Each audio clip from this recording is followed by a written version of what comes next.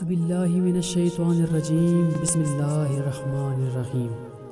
کیا آپ بھی اپنے رشتے کے لیے پریشان ہیں اور آپ کا رشتہ نہیں ہو رہا، یا آپ والدین ہیں اور اپنے بچوں اور بچیوں کے لیے رشتے کے لیے پریشان ہیں تو جناب گھبرانے کی ضرورت نہیں ہے۔ آج میں آپ کے لیے لے کر حاضر ہوا ہوں ایک ایسا طاقتور وظیفہ جو آپ کی پریشانی کو بالکل دور کر دے گا، کیونکہ آج کل رشتے میں رکاوٹ اور رشتہ نہ ہونا ایک بہت بڑا مسئلہ بن چکا ہے۔ والدین اپنے بچوں اور بچیوں کے لیے پریشان ہیں اور دن رات اسی پریشانی میں گزار دیتے ہیں کہ بچوں کا اچھی جگہ رشتہ ہو جائے، ان کا گھر آباد ہو جائے تاکہ وہ اپنا فرض پورا کر سکیں۔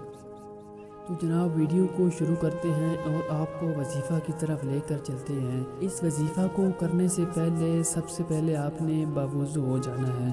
کوشش کرنی ہے کہ 5 وقت کی نماز بجماعت لازمی ادا کرنی ہے، کیونکہ نماز ہی ایک ایسا عمل ہے جو آپ کو اپنے رب کے قریب کرتا ہے اور جس سے آپ کو اپنے رب کا قرب نصیب ہو جاتا ہے۔ اور یقین کریں جن کو اپنے رب کا قرب نصیب ہو جائے ان کی جھولیاں خالی نہیں لوٹائی جاتی۔ تو جناب اس وظیفہ کو آپ نے ہر روز عشاء کی نماز کے بعد 21 دن تک کرنا ہے۔ 21 دن کوئی اتنا لمبا عرصہ نہیں ہے، صرف 21 دن تک اس وظیفہ کو بوضو ہو کر عشاء کی نماز کے بعد اول و آخر درود شریف کے ساتھ 450 مرتبہ کرنا ہے۔ انشاءاللہ تعالی آپ دیکھیں گے کہ آپ کو کیسے غیب سے رشتے کی خبریں آتی ہیں، اور انشاءاللہ تعالی اس وظیفہ سے آپ کے رشتے میں رکاوٹیں دور ہو جائیں گی اور آپ کا رشتہ بہت جلد ہو جائے گا۔ انشاءاللہ تعالی اس وظیفے سے آپ کو رزلٹ ضرور ملیں گے۔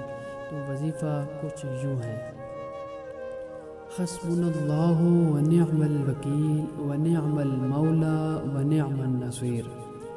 حسبنا اللہ ونعم الوکیل ونعم المولا ونعم النصیر۔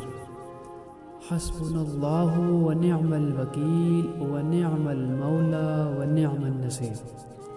اس وظیفہ کے بعد رب کے حضور عاجزی و انکساری کے ساتھ اپنے رب کی بارگاہ میں دعا کرنی ہے۔ یقین کریں اللہ تعالی ہماری دعاؤں کو سنتا بھی ہے اور قبول بھی کرتا ہے۔ پتہ ہے کیا، بس ہمارے مانگنے میں کمی ہے، ہمیں مانگنا ہی نہیں آتا۔ تو جناب اپنے رب کے حضور عاجزی و انکساری کے ساتھ دعا کرنی ہے۔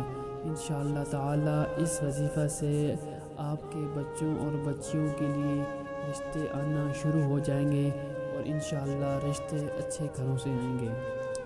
اگر آپ کو ویڈیو اچھی لگی ہو تو ثواب کی نیت سے دوسروں تک شیئر کر دیں تاکہ دوسروں کا بھی بھلا ہو جائے۔